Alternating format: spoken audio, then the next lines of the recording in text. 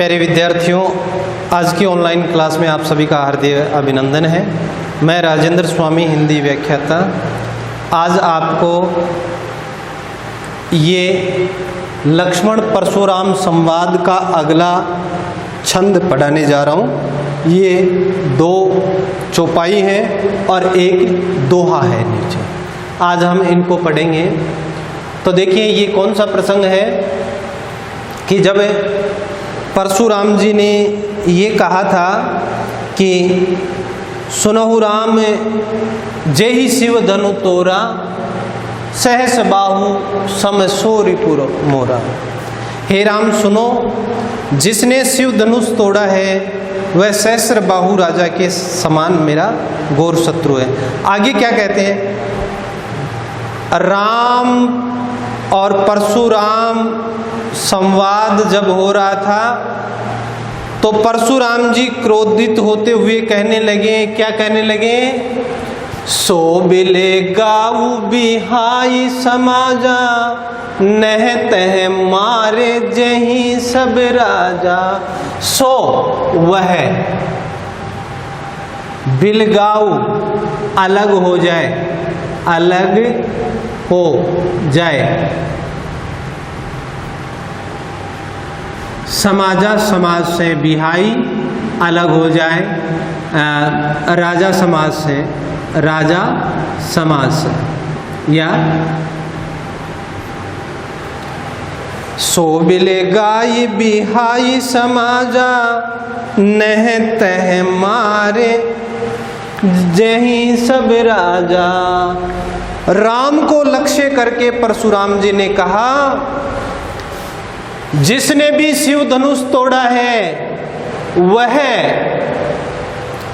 इस राजाओं के समाज से अलग हो जाए। क्योंकि स्वयंवर सभा में वो राजा बैठे थे। परशुराम जी कहने लगे, जिसने भी शिव धनुष तोड़ा है वो राजाओं के समाज से अलग हो जाए, अन्यथा नहते हैं मारे जय सब राजा। नहते नहीं तो मारे जही, मारे जाएंगे सब राजा, सब राजा। जिसने भी शिव धनुष तोड़ा है वह राजाओं के समाज से अलग हो जाए, अन्यथा सब राजा मारे जाएंगे। मैं एक एक राजा को मौत के घाट उतार दूंगा। किसने कहा?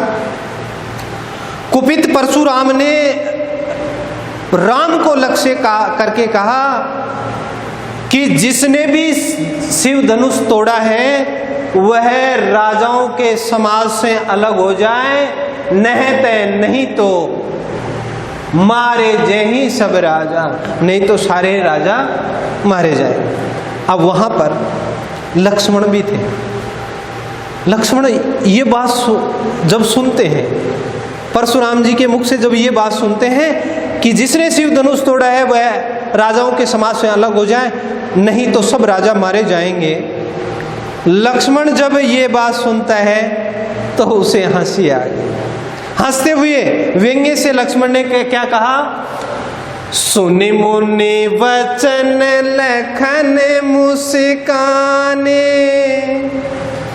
सुनि मुनि वचन लखन मुस्काने।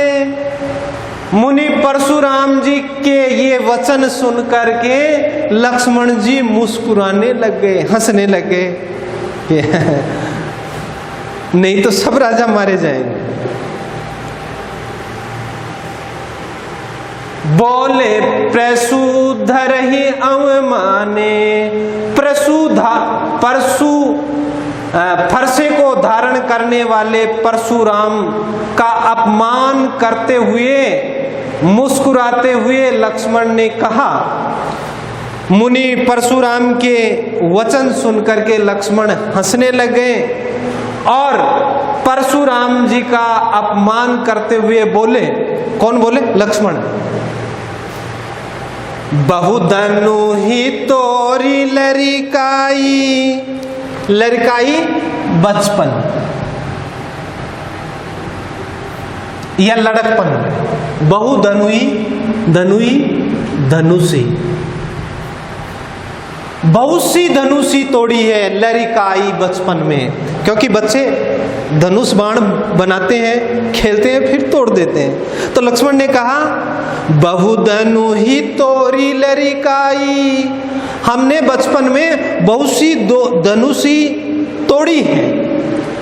कबहू ने असी ऋषि कीनी गोसाई, कबहू कभी भी, न ऐसी ऐसी,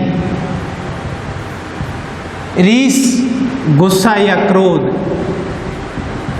कीनी गोसाई। हे स्वामी, हमने बचपन में ऐसी बहुत सी धनुषी तोड़ी हैं, लेकिन कभी भी किसी ने भी ऐसा गुस्सा नहीं किया। देखो परशुराम जी की जब धनुष के बारे में प्रसंग चल रहा था, धनुष धनुष चिल्ला रहे थे परशुराम जी, तो लक्ष्मण हंसते हुए कहते हैं, परशुराम जी का अपमान करते हुए हंसते हुए कहते हैं कि हे मुनिवर, हे गोस्वामी, हमने बचपन में ऐसी अनेक धनुषी तोड़ी हैं, पर ऐसा गुस्सा किसी ने नहीं किया, क्योंकि धनुष बड़ा और धनुषी छोटी। बच्चे जो धनुषी बनाते हैं, खेलते हैं, तोड़ देते हैं। वो शिव धनुष को धनुषी कह रहा है। फिर आगे कहने लगे लक्ष्मण, एही धनु पर ममता के ही हेतु, एही इस धनुष ममता मोह या प्रेम के ही हेतु, किस कारण, किस कारण इस धनुष पर आपका इतना मोह किस कारण से? हमने बचपन में अनेक धनुषी तोड़ी हैं, ऐसा गुस्सा कभी किसी ने नहीं किया। इस धनुष पर आपका इतना कितना मोह है, या आपका मोह क्यों है? यही धनु पर ममता के ही हेतु, इस धनुष पर आपका इतना मोह क्यों है, किस कारण से?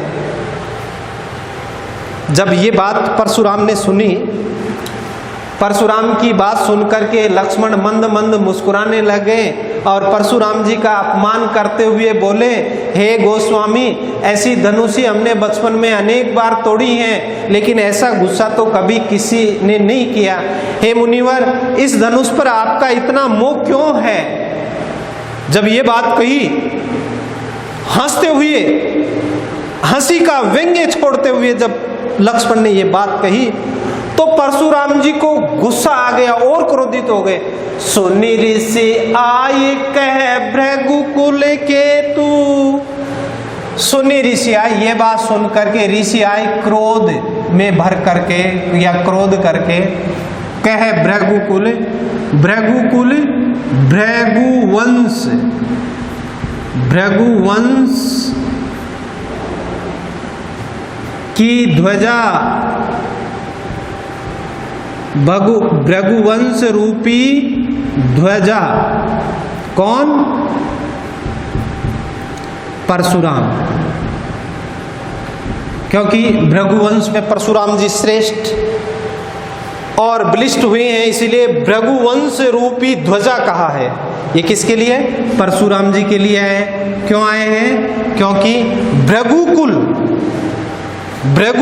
रूपी ध्वजा परशुराम को कहा है। तो लक्ष्मण की ये बातें सुन करके क्रोध से भर गए और भृगुकुल रूपी ध्वजा यानी परशुराम जी कहने लगे, परशुराम जी को क्रोध आ गया और क्रोध से कहने लगे, रे नृप बालक काल बस बोलत तो ही न संहार, धनु ही सम त्रिपुरारी धनु विदित सकले संसार। देखिए दोबारा सुनिए, ये क्या है? ये दोहा है। दोहे को पढ़ने की चाल अलग होती है, चौपाई को पढ़ने की चाल अलग होती है। रे नृप बालक काल बसे बोलते तो ही न संहार, धनु ही सम त्रिपुरारी धनु विदित सकले संसार। रे नृप बालक, राजकुमार, अरे राजकुमार, किसके लिए? किसके लिए राजकुमार? लक्ष्मण के लिए। कालवश, काल यानी मृत्यु, मृत्यु के वश में होकर बोल रहा है। अरे राजकुमार, तू मृत्यु के काल के वशीभूत होकर बोल रहे हैं। बोलते तो ही ने संहार, संहार संभल कर, सोचकर, विवेक से नहीं बोल रहे। अरे राजकुमार, तू काल के वशीभूत होकर बोल रहे हैं, तू जबान को संभाल कर नहीं बोल रहा। धनु ही सम त्रिपुरारी, धनु त्रिपुरारी शिव, शिव धनुष, धनु ही सम, धनु ही सम त्रिपुरारी धनु, शिव धनुष, धनुष के समान लग रहा है तेरे को। विदित सकल संसार, विदित जानता है, सकल सारा, सारा संसार शिव धनुष को जानता है और वह शिव धनुष तुझे धनुष के समान लग रहा है। अरे नृप बालक, अरे राजकुमार, तू नहीं, तेरा काल बोल रहा है, तू सोच के संभल के नहीं बोल रहा है। तो देखिए प्यारे बच्चों, ये राम, लक्ष्मण, परशुराम तीनों के बीच में ये संवाद हुआ है। इसमें भाषा कौन सी है? साहित्यिक अवधि भाषा है, साहित्यिक अवधि भाषा है। ये हम व्याख्या के विशेष में लिखेंगे। शैली कौन सी है? संवाद और व्यंग्यात्मक शैली है। व्यंग्यात्मक क्यों है? क्योंकि व्यंग्य से हंस रहे हैं यहाँ। कौन? लक्ष्मण। किसकी बातों पर? परशुराम की बातों पर। छंद कौन सा है? ये चौपाइयाँ हैं, एक चौपाई ये है, एक चौपाई ये है और ये दोहा छंद है। तो हम यहाँ लिखेंगे चौपाई और दोहा छंद है, दोहा छंद। रस कौन सा है? ये रौद्र रस है और हास्य भी है इसमें, देखो। और गुण कौन सा है? ओज गुण है। ओज, जहाँ ओजस्वी बात कही जाती है वहाँ ओज। ये सब बातें हम विशेष बिंदु में लिख सकते हैं। अब देखिए इसके प्रश्नोत्तर। लक्ष्मण परशुराम की कौन सी बात सुनकर मुस्कुराने लगे? लक्ष्मण जब परशुराम की यह बात सुनते हैं कि जिसने भी शिव धनुष तोड़ा है वो राजाओं के समाज से अलग हो जाए, अन्यथा सब राजाओं को मार डालूंगा, ये बात सुनकर के लक्ष्मण मुस्कुराने लगे। जब परशुराम जी ने ये कहा कि जिसने भी शिव धनुष तोड़ा है वो राजाओं के समाज से अलग हो जाए, नहीं तो मैं सब राजाओं को मार डालूंगा, ये बात सुनकर के लक्ष्मण मुस्कुराने लगे। भृगुकुल केतु शब्द किसके लिए प्रयुक्त हुआ है? भृगुकुल केतु परशुराम जी के लिए प्रयुक्त हुआ है, क्योंकि ये समास है। कौन सा समास? भृगुवंश रूपी ध्वजा। जहाँ उपमेय और उपमान हो वहाँ कौन सा अलंकार आता है? ये समास आता है, आपने पढ़ा होगा, कर्मधारय समास आता है। ये कर्मधारय समास है और इसका मतलब ये है परशुराम जी के लिए ये तीसरा अर्थ है, भृगुवंश रूपी ध्वजा। ये परशुराम ये तीसरा अर्थ में भी जा रहा है, तो यहाँ बहुब्रीहि समास भी हो सकता है। भृगुवंश रूपी ध्वजा, ये तीसरा अर्थ निकला। ये बहुब्रीहि समास में भी यहाँ प्रयुक्त हो रहा है। और उपमेय उपमेय को निदान करते हुए देखें तो यहाँ कर्मधारय समास है। धनु ही सम त्रिपुरारी, धनु पंक्ति में निहित अलंकार कौन सा है? तो देखिए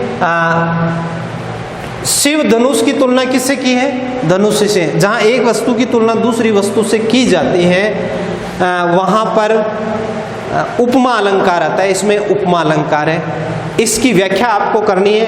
पहले अवतरण लिखना है, अवतरण के बाद में संदर्भ। पहले अवतरण, फिर संदर्भ। संदर्भ में क्या लिखोगे?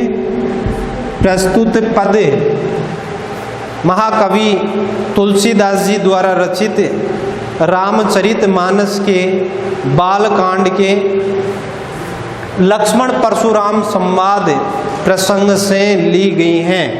फिर इसका प्रसंग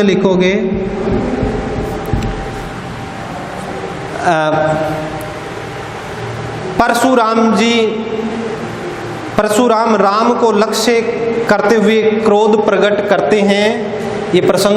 फिर व्याख्या, फिर विशेष, ऐसे आपको इसकी व्याख्या करनी है और ये 3 प्रश्न करने हैं। जय हिंद, जय भारत।